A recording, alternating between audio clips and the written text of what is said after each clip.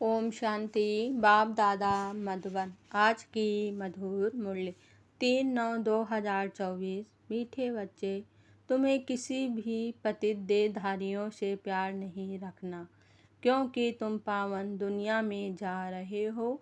एक बाप से प्यार करना है। प्रश्न, तुम बच्चों को किस चीज़ से तंग नहीं होना है और क्यों?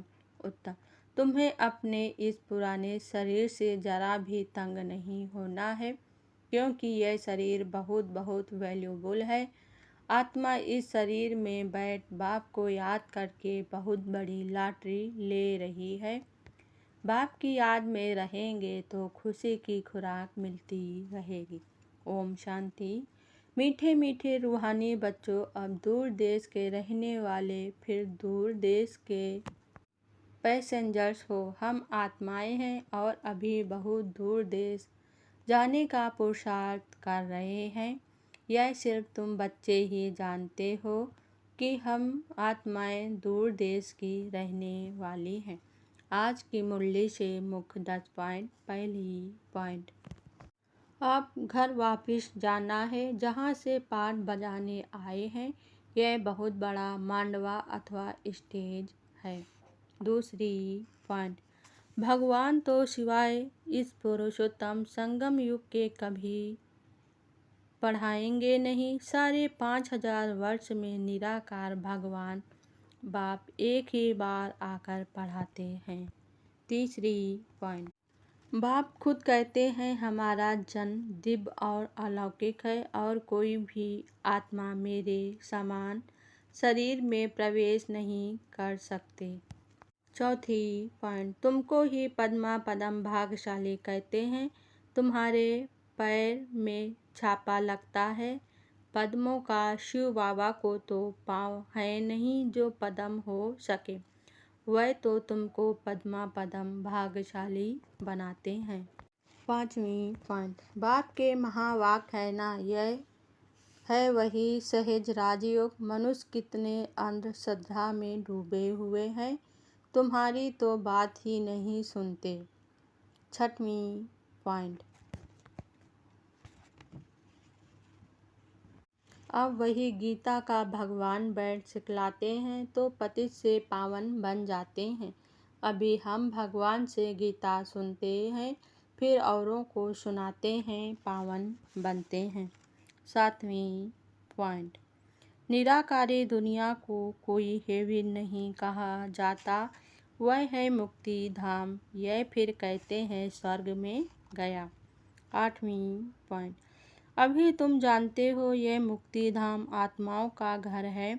जैसे यहाँ घर होते हैं भक्ति मार्ग में जो बहुत धनवान होते हैं तो कितने ऊंचे मंदिर बनाते हैं। नवीं पॉइंट, अभी तुम बच्चों को मूल वतन से लेकर सब राज समझाया है। मूल वतन का राज बाप बिगाड़ कौन समझाएंगे। गृहस्थ व्यवहार में भी बहल रहो, कमल फूल समान पवित्र रहो। औरों को भी आप समान बनाएंगे तो बहुत ऊंच पद पा सकेंगे। 10वीं पॉइंट, काम महाशत्रु है, इन पर जीत पाने से तुम जगत जीत बन जाएंगे। लिखित से कोई समझते थोड़ी ही है, अभी बाप ने समझाया है। धारणा के लिए मुख्य सार। पहली पॉइंट, सदा ज्ञान रथ चुगना वाला हंस बनना है। मोती ही चुगने हैं, किचड़ा छोड़ देना है। हर कदम में पद्मों की कमाई जमा कर पद्मा पदम भाग्यशाली बनना है। दूसरी पॉइंट, ऊंच पद पाने के लिए टीचर बनकर बहुतों की सेवा करनी है। कमल फूल समान पवित्र रहे आप समान बनाना है, कांटों को फूल बनाना है।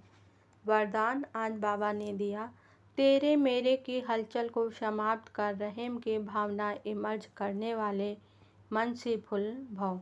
स्पष्टीकरण, समय प्रति समय कितनी आत्माएं दुख की लहर में आती हैं। प्रगति की थोड़ी भी हलचल होती है, आपदाएं आती हैं तो अनेक आत्माएं तड़पती हैं, मन से रहम मांगती हैं। तो ऐसी आत्माओं की पुकार सुन रहम की भावना इमर्ज करो। पूज्य स्वरूप मन से फूल का धारण करो। स्वयं को संपन्न बना लो तो यह दुख की दुनिया संपन्न हो जाए। अभी परिवर्तन के शुभ भावना की लहर तीव्र गति से फैलाओ तो तेरे मेरे की हलचल समाप्त हो जाएगी। स्लोगन आज बाबा ने दिया। व्यर्थ संकल्पों की हथौड़ी से समस्या के पत्थर को तोड़ने के बजाय हाई जंप दे समस्या रूपी पहाड़ को पार करने वाले बनो। ओम शांति।